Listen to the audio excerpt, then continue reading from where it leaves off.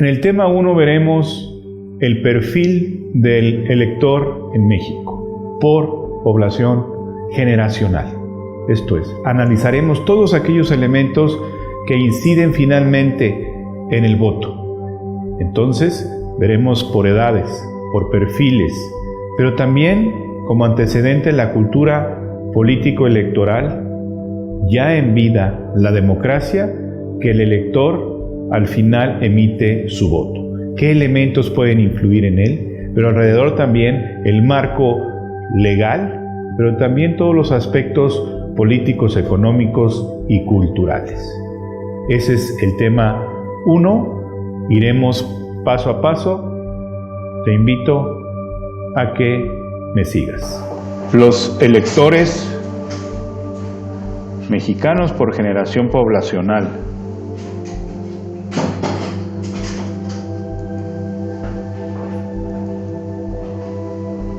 Primero que nada, hablemos de la democracia. ¿Qué es la democracia? Antes de llegar al elector, hablemos de la democracia. De otra manera, no tendríamos electores. En la democracia, el pueblo, la sociedad elige. ¿Mediante qué? Mediante su voto. Entonces, por eso hablemos de la democracia. ¿Qué es la democracia? La democracia no es otra cosa que el gobierno de todos para todos. El gobierno del pueblo para el pueblo. Así está conceptualizada desde tiempos inmemoriales, desde la idea misma de la democracia ateniense, en la cual la polis, la ciudad, pues se regía a sí misma mediante la decisión de todos. Ahí encontramos la democracia. ¿Qué es la democracia? ¿Cuáles son los elementos de la democracia? Pues definitivamente la libertad de las personas, la libertad de elegir, la libertad de seleccionar a aquellos, ¿sí?, que queremos que nos gobiernen, y cuando no, señalarlos, sancionarlos y quitarlos del poder. Esa es la democracia. De otra manera, estamos ante una dictadura, estamos ante un imperio, un gobierno que es un rey que viene del cielo, ¿verdad? Esto definitivamente que hoy en día en nuestro momento contemporáneo es inaceptable. ¿Qué es la democracia en México? Pues la democracia en México no tiene la antigüedad de Atenas, es mucho menor. Probablemente nuestro país viva momentos democráticos a partir de 1997. Estamos hablando de un poco más de 20 años. En realidad es muy poco, relativamente muy poco. Pero entonces, ¿qué ha sido de la democracia en nuestro país? Bueno, a pesar de todos sus retos, a pesar de los grandes sectores que están marginados de la sociedad, poco a poco se han ido incorporando a la vida democrática. Poco a poco, grandes sectores de la población han ido creyendo que su voto tiene un peso, sirve para algo, ¿sí? Entonces, es importante también, y lo veremos más adelante, que la democracia en nuestro país poco a poco es una realidad, está existiendo poco a poco, está tomando forma. ¿Cuáles son los elementos de la democracia en nuestro país? Pues definitivamente que hoy en día tendríamos que decir un marco jurídico, un marco legal, autoridades que organizan elecciones y autoridades que como tribunales resuelven en un momento dado quién tiene la razón y quién no al momento de una votación. ¿Qué otros elementos tiene la democracia en nuestro país? Bueno, pues poco a poco un elemento fundamental es la cultura democrática. La cultura democrática que no es más que todos estos conocimientos previos, esta conciencia social y esta obligación también, ¿por qué no?, de participar. Esos son los elementos de la democracia en México. Y sobre todo, al final, que todos los que participan, partidos políticos y gobierno, respeten la decisión de la mayoría, respeten la decisión también de las minorías, respeten la decisión del voto, libre y secreto. Es como pudiéramos decir en este momento que tenemos los elementos de la democracia, el mejor sistema de gobierno hasta la fecha inventado por el ser humano. Tendrá sus errores, tendrá sus deficiencias, tendrá sus quejas, tendrá sus crisis también la democracia, pero hasta ahorita no hemos encontrado otra mejor manera de convivir entre todos. Esa es la democracia. Pasemos al siguiente punto. El sistema político electoral mexicano. Y hablemos primero que nada de la credibilidad política. ¿Qué es la credibilidad política? Es la confianza, es la certeza, es la seguridad que al participar estamos buscando el mejor resultado. Pero por el otro lado, la credibilidad política proviene de los políticos, de nuestros representantes, de aquellos que hemos elegido para que tomen las decisiones en nuestro nombre. Pero ¿qué sucede? Que en el camino la credibilidad puede verse perjudicada. ¿Cuáles son los elementos de la credibilidad? Igualmente, tenemos como elementos de la credibilidad principalmente la confianza de los ciudadanos depositada en sus autoridades, principalmente la confianza. Y por el otro lado, por parte de los políticos, ¿cuáles son los elementos de credibilidad? Bueno, que dan resultados, que cumplen con su palabra, que cumplen con sus promesas, que nos están dando, sí, lo mejor de su servicio público por el bien de todos. ¿Qué es lo que afecta al sistema político electoral? Pues afecta el que no se cumpla con lo prometido, el que no se cumpla con la ley, el que no se cumpla con el encargo. Estos perjuicios de la falta de credibilidad institucional redundan al tiempo, poco a poco, en una gran crisis política, en la cual, sobre todo, como lo hemos dicho, el ciudadano que está en el centro de esta idea pierde confianza en sus autoridades. Y al perder confianza en sus autoridades, viene el desánimo, el desgano, la apatía, la falta de confianza y credibilidad en sus políticos, en sus instituciones. Y esto abona en un clima de incertidumbre, de insatisfacción, de confusión para el destino de un país. Por eso debemos de insistir en la credibilidad política. La credibilidad política probablemente es el mejor, vamos a decir, activo que tiene el político, es su credibilidad. Si el político, el representante, nuestros funcionarios de gobierno no gozan de la credibilidad o hacen lo necesario para que el ciudadano pierda la credibilidad, se pierde un elemento que, si bien es sustantivo, también es esperanzador, lo que deviene entonces en futuras crisis políticas, deviene en un desasosiego que tarde que temprano mina el espíritu, mina el ánimo, mina la confianza en el futuro de un país. Y como hemos dicho también, estos elementos son muy importantes porque son el componente, son la fórmula. Tener, por un lado, a un ciudadano participante, pero por otro lado, tener a un político responsable. Esa es la corresponsabilidad que debe de existir entre unos y otros.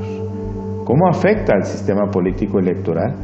Pues lo hemos dicho, afecta porque quiebra el sistema, hace que el sistema deje de funcionar, hace que el sistema empiece a sufrir un trastorno y tarde que temprano pueda desaparecer o no ser tomado en cuenta, o los ciudadanos ya no sea un referente para ellos creer en un sistema político electoral. A todos nos interesa que el sistema político electoral funcione, pero hay una corresponsabilidad, servidor público y ciudadano. Los perjuicios de la falta de credibilidad, pues en el mediano y largo plazo va a tener consecuencias en la economía, en la sociedad, en la cultura y principalmente en el futuro de un país. La democracia y la confianza ciudadana. El sistema político electoral y la confianza. La confianza es este elemento que, como hemos platicado, tiene su relación inmediata con la credibilidad. Pero ¿qué es la confianza? ¿Qué es la confianza ciudadana? La confianza ciudadana es que vivimos en un Estado de Derecho, que las leyes se cumplen, que no existe impunidad y que las autoridades están cumpliendo con su misión, con su función. Hoy en día vivimos grandes retos, inclusive el gobierno se ve superado por una serie de retos. Lo importante entonces que esperamos de la confianza ciudadana es que la autoridad, el gobierno y los políticos hablen con franqueza, con sinceridad. Si bien llegan a tener un gran poder, porque ese es el marco legal que les da el poder, por otro lado, no llegan a solucionarlo todo con una varita mágica. Necesitan hablarnos con la verdad. Y muchas veces el político, por no perder el favor de la ciudadanía, no dice la verdad. O dice verdades a medias. Y esto empieza a crear insatisfacción, porque el ciudadano va perdiendo la confianza, va perdiendo la credibilidad. Y esto al final, pues lo hemos platicado, pues puede quebrar al sistema, puede hacer romper al sistema. O puede hacer que los que estamos involucrados en la democracia no creamos en el sistema. Y eso, pues, al final nos puede llevar a estados de desorden, de anarquía, de ingobernabilidad. Por eso es muy importante saber y conocer que la pérdida de confianza ciudadana pueda afectar a la democracia. Es una relación de todos, es una interrelación entre los principales actores de la vida democrática. Por un lado los ciudadanos, y probablemente los ciudadanos sean la parte más relevante pero menos tomada en cuenta por el político, por el gobierno. Y de esta manera el ciudadano, que es quien en realidad tiene el poder, y ha cedido su soberanía que cada uno de nosotros tenemos, confiando en que alguien lo va a hacer por nosotros, y por supuesto le damos todos los recursos a través de nuestros impuestos. Pero no nada más eso, tiene el marco legal para hacer cumplir la ley, tiene todo el poder, nosotros le hemos dado el poder, es un poder ciudadano. Pero si no cumplen, no están a las expectativas o no nos hablan con franqueza, esa confianza ciudadana se va perdiendo poco a poco. Y un buen día, entonces, pues nadie cree en nadie, ¿sí? Y empieza el desorden. Yo creo que a nadie le conviene eso.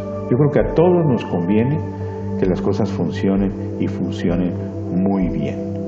Entonces, la democracia y la confianza ciudadana, una de la mano de la otra, y sobre todo pensando que el ciudadano debe participar cada vez más, debe dejar de ser apático, debe dejar de ser pasivo, debe involucrarse de mejor manera en la democracia. ¿Cómo? Participando. Una primera forma de participar, pues claro, son las elecciones. La vida democrática del México contemporáneo en el siglo XX. No podríamos hablar del elector si no hablamos de la historia de la democracia en nuestro país. ¿Qué fue lo que sucedió en las elecciones de 1988? Como nunca, una participación política. Como nunca, unas elecciones en cuestión. Como nunca, el partido dominante se veía en una seria crisis de credibilidad debido principalmente a temas económicos. ¿Qué pasó en la elección de 1988? A la fecha seguimos teniendo la duda de qué fue lo que sucedió, qué fue lo que pasó, quién realmente ganó. Como resultado de ello, la sociedad, porque fue su participación, obligó al gobierno a conformar un nuevo sistema electoral que fuera mucho más ciudadano y menos en manos del gobierno. Y tuvimos para 1994 probablemente las elecciones que marcaban un hito, una historia, un punto de inicio en nuestra vida democrática. si bien se vio afectada por fenómenos de tipo político debido al asesinato de uno de los candidatos, probablemente el candidato seguro ganador, no logró ni siquiera este impacto poner en jaque lo que ya la sociedad se había puesto como objetivo: tener una vida democrática, merecer una vida democrática. Las elecciones de 1997, por primera vez, el partido en el poder, el partido dominante, pierde la mayoría en la Cámara de Diputados.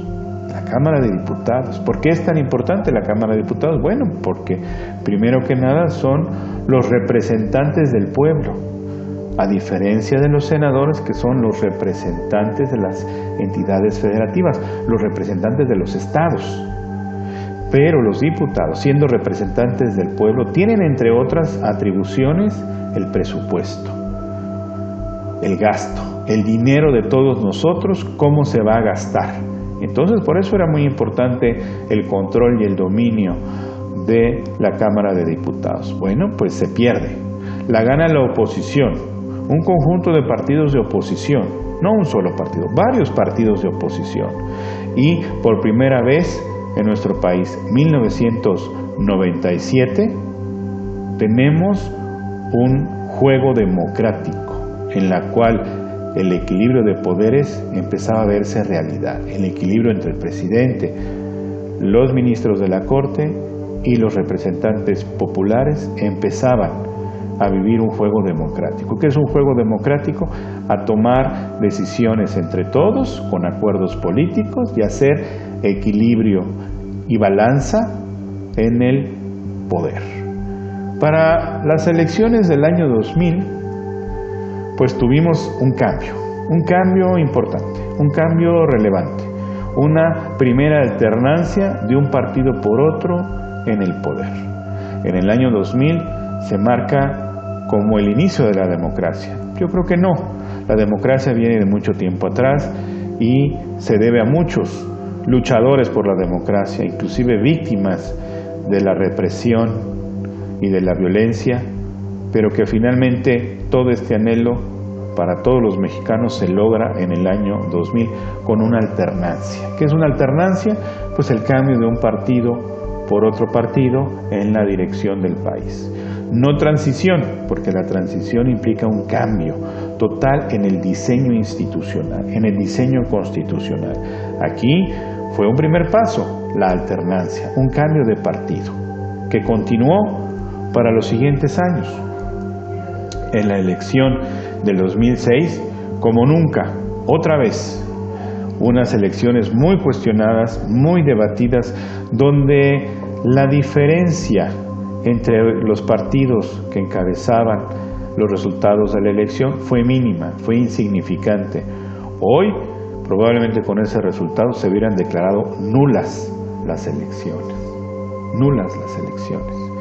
Pero bueno, finalmente el tribunal designó vía su sentencia a uno de ellos como el ganador, elecciones del 2006, pero dejó un muy mal sabor de boca, porque a partir de ese año pudiéramos decir que este país entró en esta espiral de confrontación, de escarnio, de descalificación, donde el mal sabor de boca por el resultado para algunos ocasionó una oposición férrea, inclusive no llegando a acuerdos políticos importantes como pudiera haber sido la aprobación del presupuesto. Entonces, queda claro que las elecciones pues son un termómetro, son una medida, son una forma de ir verificando el avance de un país en cuanto a su vida democrática, en cuanto a la paz, la concordia, los arreglos, los acuerdos institucionales entre quienes toman las decisiones, en este caso los partidos políticos. Las elecciones del 2006 seguirán siendo un referente al inicio, no de la democracia, sino de una democracia muy conflictiva, muy conflictual. Las elecciones del año 2012, unas elecciones, pudiéramos decir, con un cambio igual alternativo de gobierno, de un partido que sale de gobernar y entra otro partido a gobernar, pero también señaladas con grandes dispendios o gastos o corrupción para lograr el voto, con el objetivo de ganar al elector, pero de una manera cooptada, de una manera, vamos a decir, usurpando su decisión mediante el pago de cantidades de dinero también, y quedó ahí señalado. ¿Cómo lo sabemos hoy en día? Pues hoy lo sabemos hoy en día porque tenemos más medios de informarnos, porque hay un sistema de vigilancia cada vez más exhaustivo para el resultado de las elecciones. Pero bueno, llegamos a las elecciones del 2018, probablemente las elecciones más trascendentes en los últimos años. ¿Por qué? Pues porque el gobierno ha anunciado un cambio radical en la forma de gobernar. Ya no hablamos de la alternancia, de un cambio de partidos políticos, que por cierto la alternancia la hemos visto en los diferentes estados del país, en muchísimos municipios que van y vienen en cada elección con diferentes preferencias electorales, donde cambian los partidos, donde cambian los colores, cosa que es muy sana, cosa que oxigena la vida democrática, cosa que madura, que hace conciencia, que le permite al elector comparar finalmente la opción político-electoral. Pero bueno, fue una alternancia. En realidad el sistema, las instituciones, la forma de hacer política ha sido la misma hasta el año de 2018. A partir del año del 2018 se anuncia una nueva forma de gobernar.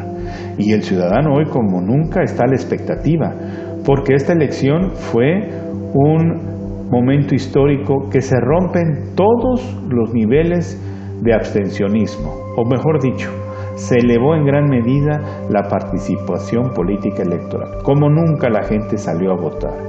Se elevaron los números de personas que salieron a votar.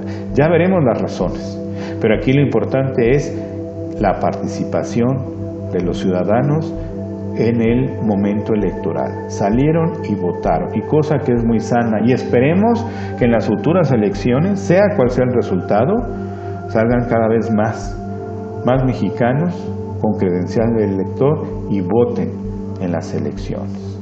Esa debe de ser la tarea a conservar. ¿Qué es lo que afecta hoy en día a las elecciones? La globalización y la mundialización.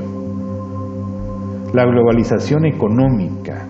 A partir de la caída del muro de Berlín de los años 90, se inició un proceso en todo el mundo en el cual ha prevalecido un modelo económico, el modelo liberal.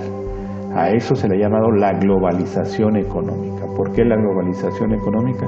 Porque no hay nada que pueda detener, no existen obstáculos para la apertura comercial, donde los países se van interrelacionando uno con otros, principalmente en el aspecto económico.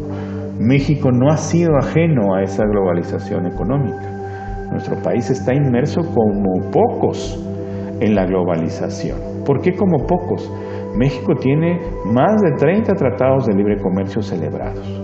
Tiene el tratado de libre comercio probablemente de la zona líder todavía en el mundo, como es Estados Unidos y Canadá.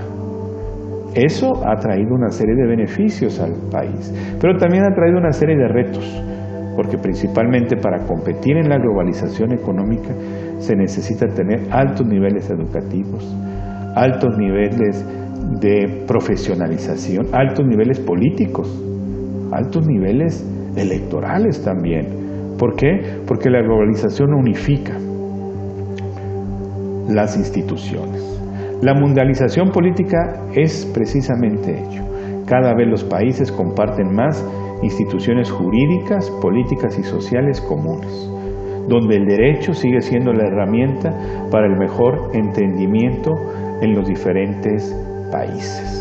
Por eso es importante tomar en cuenta estos elementos, porque afectan el día de mañana la toma de decisiones, el momento de elegir si ha sido una muy buena experiencia la globalización y mundialización, o ha sido una muy mala experiencia que las personas quedan insatisfechas con los resultados de la globalización económica. Las nuevas tecnologías de la información y la comunicación. Las nuevas tecnologías de la información y la comunicación es verdaderamente la cuarta revolución industrial, así se le llama. ¿Por qué la cuarta revolución industrial? Porque a partir de la primera revolución industrial, cuando hablamos de la máquina de vapor, cuando hablamos de los primeros talleres de telares, de ropa, pasando por la transformación de la energía con el vehículo, con la aviación, llegando pues también al invento de la energía nuclear. Hoy en día estamos ante la cuarta revolución, que es meramente tecnológica, donde los nuevos medios de la información y comunicación están en todos lados. Se le llama el Internet de las cosas. ¿Quién no ahorita tiene manera de acceder de forma rápida a información? Creo que todos, en mayor o en menor medida, inclusive aquellos en los cuales a lo mejor su capacidad económica no pueda ser tan grande, pero tienen una manera de informarse y rápida. Se ha ido cada vez, y esperemos que así siga, se ha ido abaratando la manera de comunicarnos de manera rápida y eficaz. Y aquí también la participación de los jóvenes, porque como nunca, estas nuevas formas de información y comunicación han alterado la participación de los jóvenes en las decisiones. Los jóvenes seguirán siendo ese grupo social que debe de ser atendido y que además tiene el reto de tomar en sus manos el futuro de cualquier país, de cualquier organización. Entonces, se hace vital capitalizar la participación de los jóvenes. Entonces, la participación de los jóvenes hoy en día se ha visto afectada por la globalización económica, se ha visto influenciada por la mundialización política y sobre todo la participación de los jóvenes viven hoy en día dentro de las nuevas tecnologías de la información y la comunicación. Entonces, esto influye. Probablemente antes no, pero esto ahora influye. ¿Por qué? Porque los jóvenes tienen principalmente información en tiempo real de lo que sucede en cualquier parte del mundo. Y eso sí puede afectar su primera decisión, su primera elección. Y probablemente su vida juvenil participando en política. Probablemente no es igual, y lo veremos con las personas adultas y adultas mayores que tienen otro tipo de ideas. El mundo en crisis. Bueno, creo que el mundo está en crisis. La verdad no sabemos cuándo empezó la crisis, pero seguimos en crisis. Hoy en día, como nunca, también las crisis económicas. La crisis económica que vivimos hace algunos años persiste todavía, originada a partir de los países del primer mundo, en el sector bancario, financiero e inmobiliario, que todavía a la fecha, pasados más de 10 años, no se han recuperado los niveles de crecimiento económico que se tenían antes. Solamente algunos países han logrado sobrevivir, vamos a decirlos, con crecimientos sostenidos. Hablemos de países hoy en día: China, la India, Europa, Estados Unidos. Pero bueno, no ha sido suficiente este crecimiento económico, que todavía están rezagados esos países, y con mayor razón países como México, que dependen en mucho de que a esos otros países les vaya bien, les vaya muy bien. Entonces, pues esta crisis, en la cual ya lleva más de 10 años, se vuelve ya una constante y no hay por el momento algún pronóstico que se pueda incrementar. Las crisis políticas como resultado de las crisis económicas. Esto es un elemento muy importante. Sí, y hay que decirlo, la economía sí afecta a la política. El nivel económico, el bienestar económico, el desarrollo económico de una sociedad afecta el día de mañana a las crisis políticas. ¿Por qué? Porque son las decisiones que se van a tomar, y muchas veces las decisiones se toman con base en la experiencia anterior, y si la experiencia anterior, principalmente de su economía familiar, de su economía personal, no ha sido muy buena, va a haber un resultado en materia política. Cuando los sistemas políticos electorales, cuando los políticos no dan resultados, vienen las crisis políticas, porque la exigencia sube de tono, sube de nivel, y ya no respetan a las instituciones tradicionales porque no les han dado respuesta. Entonces, las personas que deciden, el elector, busca por sus propios medios lograr ese bienestar. ¿Y cómo lo puede hacer? Sí, vía revueltas, vía revoluciones, vía violencia social generalizada. Yo creo que eso afecta también a todos, no puede beneficiar a nadie en particular. Entonces, como pueden ver, la crisis económica relacionada con la crisis política. Crisis en el mercado laboral. Y esto es algo nuevo, probablemente nuevo porque tenemos un número importante cada vez de jóvenes profesionistas que buscan una inserción en el mercado laboral, pero ante las crisis económicas y políticas no existe la expansión necesaria para darle cabida a todos.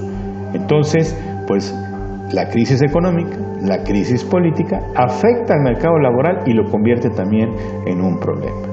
Y la crisis en el empleo, porque es diferente, porque el empleo hoy como nunca tiene un reto, un obstáculo. No podamos decir que es un enemigo, pero tiene un reto y es precisamente la sustitución de su empleo por la tecnología, la robotización. Cada vez más ciertas actividades que antes hacía una persona, un ser humano, están siendo reemplazadas por la tecnología. Entonces tenemos una crisis en el empleo. Una crisis sobre todo para aquellos que se incorporan por primera vez, que no tienen herramientas, que no tienen capacitación, que buscan una experiencia para el día de mañana desarrollarla personalmente en un pequeño negocio o inclusive en otras empresas, se ve afectada por esta carencia derivada de una tecnología que tiene su lado positivo, tiene sus beneficios. ¿Quién no se ha beneficiado de la tecnología?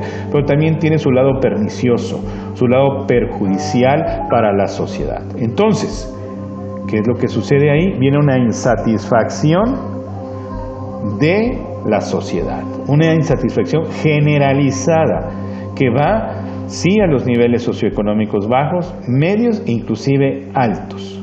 Y quienes más sufren, pues son los más débiles, sean las clases sociales menos favorecidas y sea también el grupo social con menos experiencia o con menos herramientas para enfrentar este mundo, que son los jóvenes. Entonces, esa es la insatisfacción generalizada. Hoy vivimos, y lo podemos ver en diferentes países que anteriormente pudieron haber sido el ejemplo de un desarrollo económico, hoy viven en insatisfacción generalizada. Y nadie encuentra todavía la solución.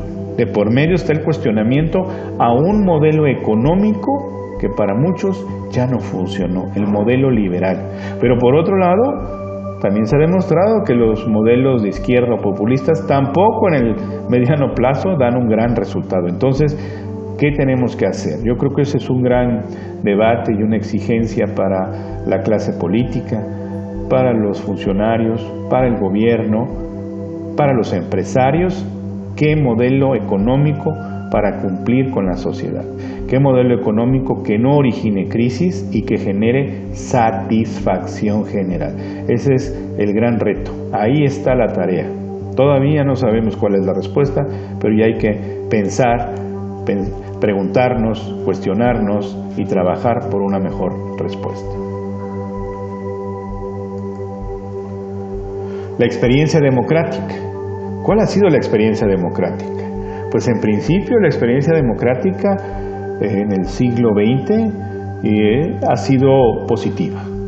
¿Por qué la experiencia democrática en los países del primer mundo? Porque finalmente son un referente, son un ejemplo, crean instituciones novedosas, propositivas, que posteriormente los países emergentes puedan retomar y perfeccionar cada quien en su especialidad o especificidad de país. Entonces sí es muy importante la experiencia democrática, que en general ha sido, como lo podemos afirmar en este momento, positiva, aunque en este momento empieza a sufrir un desgaste y una crisis. Vemos, por ejemplo, países donde son electos personajes que inclusive atentan contra su propia democracia.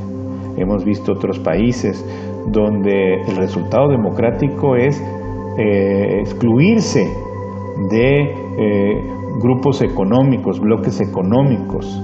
Hemos visto también países que a la fecha en este año o en el pasado llevan 4 o 5 elecciones para conformar un gobierno, gobiernos que no duran y que tampoco maduran y que también su clase política, sus partidos políticos no se ponen de acuerdo. Hemos visto también la experiencia democrática en los países emergentes como nuestro, como México, y como países de América Latina, donde los gobiernos, la experiencia democrática no ha generado las condiciones de satisfactores económicos, de desarrollo y crecimiento social, sino todo lo contrario. Estamos viendo cómo países están regresando a gobiernos más autoritarios, más dictatoriales, pero probablemente son aquellos que para la sociedad den un resultado. Pero por otro lado, la democracia, que a la fecha sigue siendo la mejor solución, se vea en peligro. Entonces vivimos crisis en los países del primer mundo, vemos crisis en los países emergentes y ahorita pues no existe un rumbo claro de qué hacer con la democracia. ¿Por qué la experiencia democrática en este momento empieza a ser traumática? Y lo señala, como lo hemos dicho, en el modelo económico, en el modelo liberal. El modelo liberal en el cual está diseñado para que todos tengan las mismas oportunidades, para que existan reglas parejas para todos, donde de por medio se pone el interés de la sociedad, pero que ha resultado que ese modelo liberal ha beneficiado, o algunos se han beneficiado, u otros han hecho lo necesario para beneficiarse, excluyendo a los grandes grupos sociales. Entonces, por la avaricia, por la ambición desmedida, por el lucro que estos grandes grupos económicos están realizando en su propio beneficio, acumulando grandes montos de riqueza, han puesto en jaque a los demás. Y los demás, la sociedad en su conjunto, está reaccionando, rechazando a la vida democrática. Son o somos todos responsables. Aquí ustedes se preguntarían, bueno, ¿y entonces cuál es la respuesta? Pues la respuesta es que tenemos que participar y tenemos que salir a participar, y no nada más en las elecciones, sino también en nuestro entorno inmediato. Esa es la única. Podemos decirlo que la sociedad tiene en sus manos su propia solución, pero no va a llegar de manera mágica. Hay que salir y participar. Hemos visto a lo largo de este tema los antecedentes de la democracia. ¿Qué es la democracia? La credibilidad en los partidos políticos.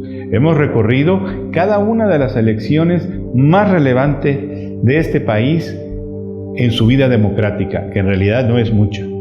Hemos visto, de alguna forma también, los fenómenos globales, las crisis. ¿Cómo ha influido esto también en el votante del siglo XXI, incluido nuestro país? ¿Qué es lo que vamos a ver en adelante? Vamos a ver el reto y dilemas para los jóvenes.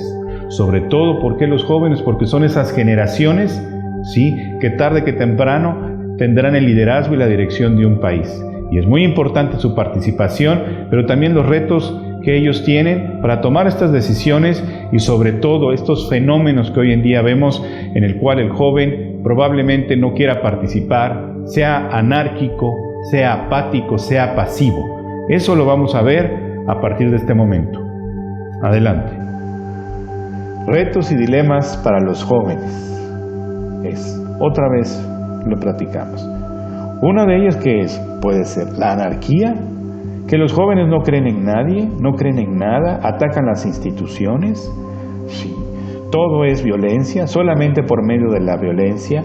Será el reflejo de la confusión, será el reflejo del desánimo, será el reflejo de la frustración, será el reflejo de que han perdido esperanzas en un mejor futuro, y pueda resultar este fenómeno de la anarquía, que ya hemos visto que en algunos casos principalmente son alimentados, son principalmente impulsados por quienes quieren ver perjudicado el sistema, quieren ver perjudicado de alguna manera la forma en la que todavía convivimos, pero también darle su reconocimiento a los jóvenes que a lo mejor no están teniendo oportunidades. Pero bueno, ahí está la gran interrogante, esa es la gran pregunta.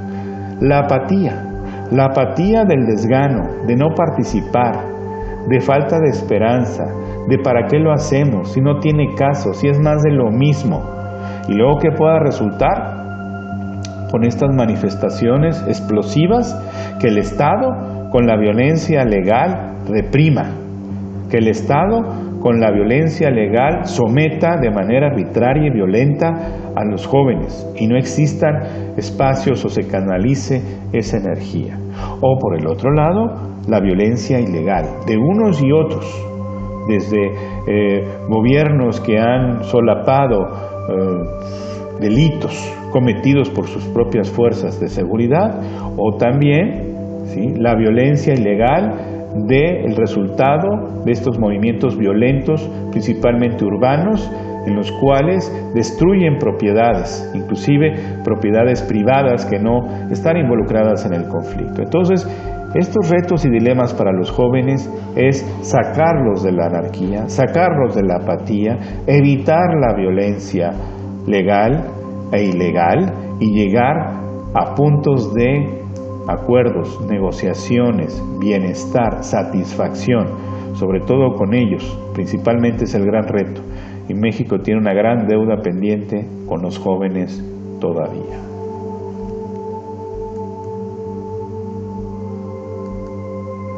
Participación de los jóvenes en política, acceso a los medios de comunicación social. Pero bueno, ellos no se han detenido en eso, han buscado sus propias formas de comunicarse. Lo decíamos al inicio, las nuevas formas de comunicación, las nuevas formas de allegarse de información. El acceso a los medios de comunicación social que mucho tiempo fueron vedadas para ciertas expresiones diferentes al gobierno, hoy en día han encontrado nuevos canales de comunicación y hay que celebrarlo. Claro, tiene sus retos, puede tener sus peligros, pero yo creo que es importante que los jóvenes estén informados y participen en la comunicación. Como resultado de ello, cultura política. Cultura política no es más que conciencia de derechos y obligaciones que los jóvenes deben de tener en materia política. Si bien hay derechos pendientes que cumplir, también hay obligaciones que ellos también deben de cumplir. Entonces yo creo que ahí tenemos una gran ecuación, cómo a través de la información y la comunicación hacer mayor conciencia, hacer mayor cultura política. Y yo creo que la gran oportunidad está en la energía, en el vigor, en el interés, en el entusiasmo de los jóvenes en política. ¿Por qué los jóvenes insistiremos? Porque sigue siendo la deuda pendiente y el futuro de cualquier país. Acceso a los puestos públicos. Cada vez vemos, y así debe de ser, y se le debe de facilitar que los jóvenes accedan a los puestos públicos. Alguien dirá, pero si no tienen experiencia, pero si no saben qué hacer. Bueno, yo creo que es la oportunidad y seguramente muchos de ellos, a pesar de no tener todas las herramientas, tienen lo mejor, que es la buena fe, la mejor voluntad y sobre todo buscando un mejor futuro para ellos y su entorno inmediato. Entonces, yo creo que es importante seguir promoviendo el acceso de los jóvenes a los puestos públicos, facilitarles de todas las maneras posibles el acceso a los puestos públicos. Acceso a la gestión pública. También los jóvenes deben de participar en la dirección del gobierno, obviamente también de las empresas, pero del gobierno. Así debe de ser. ¿Por qué? Pues porque ellos son el futuro y deben de tener en sus manos ya la experiencia de dirigir las grandes decisiones de un país. Entonces, obviamente tienen que estar capacitados, tienen que estar preparados, tienen que tener vocación de servicio y sobre todo tienen que ser repelentes a la corrupción, a la impunidad, que es un gran lastre de cualquier sociedad, de cualquier país. Y no es la excepción el caso de México, donde ya raya verdaderamente en el Estado fallido, en el escándalo permanente, en el desánimo de una sociedad que ve que sus recursos, que ve que la ley pues es tomada por algunos y no hay ninguna consecuencia, ningún castigo. La geografía electoral. Muy importante para el voto. ¿Por qué la geografía electoral? Pues porque principalmente los partidos políticos van direccionando sus esfuerzos, sus energías, sus plataformas a las diversas regiones en las cuales creen encontrar, identifican una preferencia electoral. Y también por la misma problemática de cada región, de cada país, es que se focalizan los discursos políticos, las plataformas electorales y sobre todo el día de mañana que se es gobierno, las políticas públicas. Por eso es importante la geografía electoral. Una manera de comprender también el proceso democrático es ir identificando la madurez, el crecimiento y la evolución de nuestra geografía electoral. ¿Dónde se encuentran esos lugares, esas regiones, esos ciudadanos que están participando, en qué medida y con qué preferencia electoral? Yo creo que es parte de esa inteligencia electoral el identificar y conocer bien la geografía electoral de nuestro país, de nuestra región, de nuestro estado e inclusive de nuestro municipio. La cartografía electoral. La cartografía electoral para todos aquellos que están involucrados en estos temas la provee el Instituto Nacional Electoral, con un padrón electoral que debe de estar permanentemente actualizado, en el cual de manera confidencial los partidos políticos cuentan con ella para efectos de conocer el listado general, pero por otro lado y de manera general para los demás interesados en estos temas, pues conocer dónde ha ido creciendo el padrón electoral, qué regiones tienen más o menos votantes o inclusive la migración electoral. Son datos duros, son datos, vamos a decir, que se necesitan conocer para la toma de decisiones al momento electoral. Inclusive aquí pudiéramos identificar dónde hay más jóvenes, la proporción hombre y mujer, las diferentes edades, ¿sí? Inclusive las actividades económicas que desarrollan. Esto nos despierta una cultura electoral. ¿Por qué? Porque vamos haciendo conciencia de la importancia de conocer el territorio y sobre todo de dónde están sucediendo los cambios de preferencias electorales. También la logística electoral, porque la cartografía electoral nos ayuda a poder organizar de mejor manera, más eficientes y a un menor costo las elecciones. Dónde instalar casillas, el número de representantes, en un momento dado las casillas alternativas. Y también, muy importante, los cambios de domicilio, porque nos estaremos enterando cómo se está moviendo la sociedad, la población internamente en un país, que cambian de domicilio, pues principalmente por una situación económica o profesional que los obliga a moverse de un lado a otro. Hay lugares donde existe un gran arraigo, pero también hay ciudades que se han ido enriqueciendo gracias a la migración de otros lugares del país. Y obviamente hay un perfil electoral. Generalmente quien cambia de domicilio pues lo hace motivado por estas razones y está insatisfecho con la situación generalizada que ya hemos visto que es económica. Vida de los partidos políticos. Los partidos políticos tienen un marco constitucional. Son instituciones de interés público. Tenemos también el registro electoral. El registro electoral para efectos de que el partido cumpla con esos elementos necesarios para que tenga vida, que haya cumplido con los mínimos porcentajes para considerarse un partido nacional o un partido estatal. Y derivado de ello el presupuesto que tiene que servir para que cumpla con sus fines, para que cumpla precisamente con su participación política electoral, para que también cumpla en la formación y capacitación de sus cuadros, vía cual los estatutos rigen derechos y obligaciones para cualquier militante.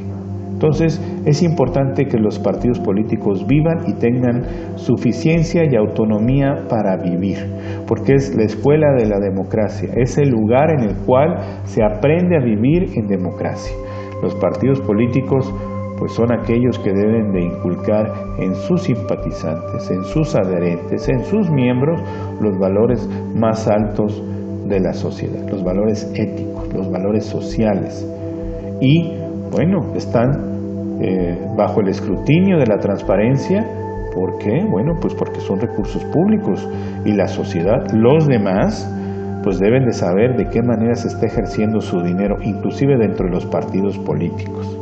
Los partidos políticos no son empresas privadas, los partidos políticos son entidades de interés público, esto es del conocimiento y del interés de la sociedad en su conjunto, y por lo tanto los recursos que gastan deben de estar fiscalizados, porque fiscalizados nos podemos asegurar que están cumpliendo con los fines para los cuales fueron creados y existen.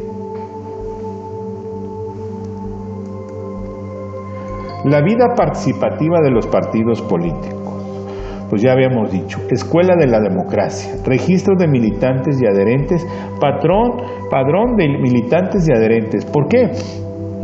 Bueno, pues porque se necesita saber quiénes participan, quiénes son y que cumplan con sus derechos y obligaciones.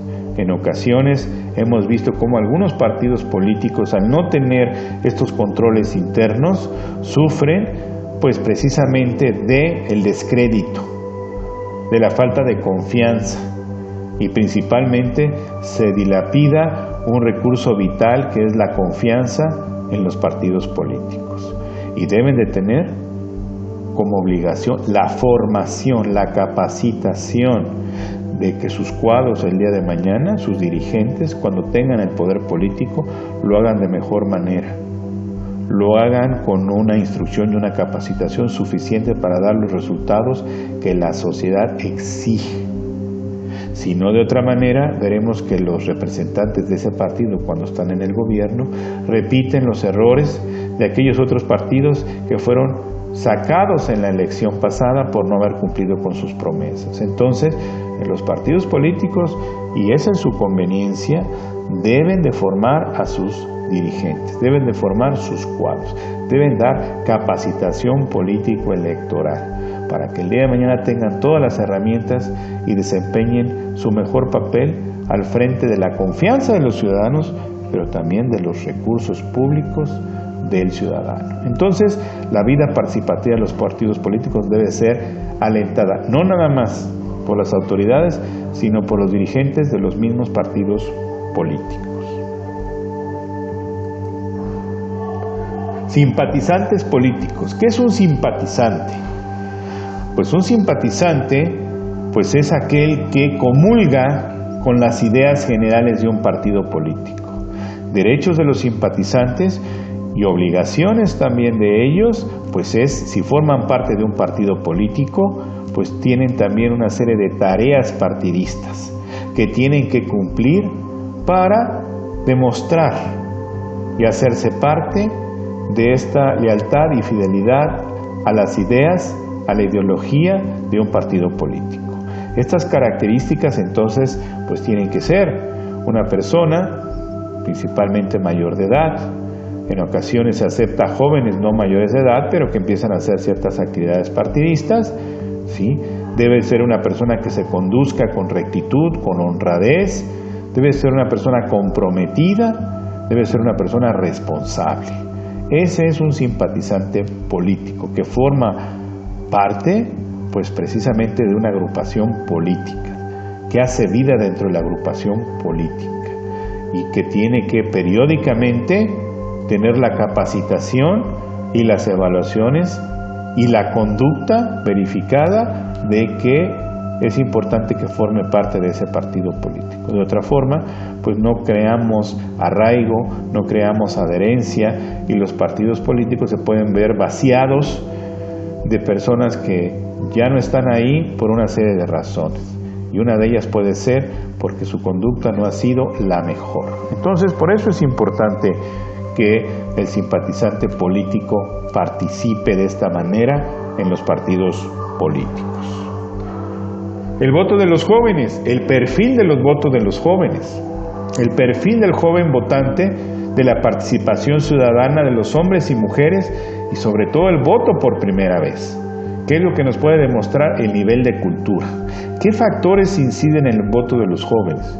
Pues muchas veces pudiéramos decir que incide la familia, que inciden los amigos, que incide un líder carismático, que incide un mensaje que hace eco en sus preocupaciones. La verdad que el voto de los jóvenes pues es muy interesante, muy atractivo para los partidos políticos, sobre todo porque representan generalmente en cada elección un número importante de votantes. Un número importante de votantes que puede ser captado mediante una inteligente campaña electoral. No es el caso, vamos a ver, de los adultos o adultos mayores. El joven pues está ávido de información, está ávido de comunicación, es permeable. Podemos decir que es como una esponja que absorbe todo. Entonces los partidos políticos tienen un gran interés de que sean ellos los elegidos. Y hemos visto cómo los jóvenes en las últimas elecciones, un gran porcentaje, han decidido las elecciones. Han decidido las diferencias entre los diferentes partidos en cuanto al voto. Hemos visto cómo partidos políticos, en su mayoría, han captado a un grupo importante de jóvenes. Pero también ese mismo partido, o esos partidos, han perdido en la siguiente elección el voto de los jóvenes. Entonces, deben de existir campañas inteligentes para jóvenes inteligentes. Y sobre todo, jóvenes hoy en día interconectados con las redes sociales, que están informados en tiempo real y que también en un momento dado no tienen las ideas muy claras. Entonces, yo creo que aquí el voto del joven votante es muy importante para un partido político. Quien logre tener de ese lado el voto, tiene asegurado un número importante de electores. El voto de los adultos. El voto de los adultos podemos decir que es mucho más conservador y mucho más tradicional. Hablamos de una persona, hombres y mujeres, que tienen hasta cierto punto su vida hecha o una experiencia electoral en la cual difícilmente pueden cambiar ya su voto. Pero aún así puede haber factores que incidan en el voto de los adultos, principalmente el aspecto económico y las experiencias en elecciones anteriores. Hemos visto en nuestro país que se ha invertido la pirámide demográfica. Hay cada vez más adultos y adultos mayores y cada vez menos jóvenes. Y estos adultos mayores, pero en el caso de hombres y mujeres adultos, ya tienen una idea preconcebida, ya han tenido una experiencia electoral. Generalmente cambian poco de su voto de un partido a otro, son más fieles o leales a un partido político. Pero aún así hay que poner atención, porque las crisis económicas, las crisis políticas están modificando el sentido del voto de los adultos y principalmente, lo decimos, obedece a condiciones económicas propias y de su familia o de sus negocios o en la empresa o en el gobierno en el que trabajan. Entonces es muy importante identificar el perfil del adulto votante. Votación de los adultos mayores. Los adultos mayores hemos visto cada vez son más y la expectativa de vida en nuestro país se ha ido incrementando gracias a la medicina, gracias a las instituciones de salud, gracias a probablemente mayor información en la alimentación o la atención preventiva de enfermedades de salud pública. Entonces, hoy vive más tiempo el adulto mayor e igualmente cada vez el sentido de su voto es importante. Hemos visto cómo los adultos mayores en las últimas elecciones, hombres y mujeres, con base en todas las experiencias previas en elecciones anteriores, su voto se ha vuelto un voto de inconformidad, de castigo, principalmente de un gobierno que no ha cumplido sus expectativas. Y me refiero principalmente a su bienestar, a su salud, a su prevención, a la atención principalmente de las instituciones de seguridad social, pasando por el tema de las jubilaciones, la carestía y las crisis económicas. Entonces el adulto mayor podemos decir que hoy en día vota y en un número importante en contra del gobierno en turno, porque el gobierno no le ha cumplido. El gobierno ya no le cumplirá. en la expectativa de vida del adulto mayor. Entonces, muy interesante. El adulto ha ido cambiando el sentido de su voto y se ha vuelto más contestatario, más crítico, más exigente. Si por un lado tenemos a los jóvenes esperanzados, por otro lado tenemos a los adultos mayores frustrados. Y en la parte intermedia tenemos a los adultos que algunos, habiendo logrado ciertas cosas en la vida, están satisfechos, pero otros igualmente votarán en contra del gobierno. Muchas gracias.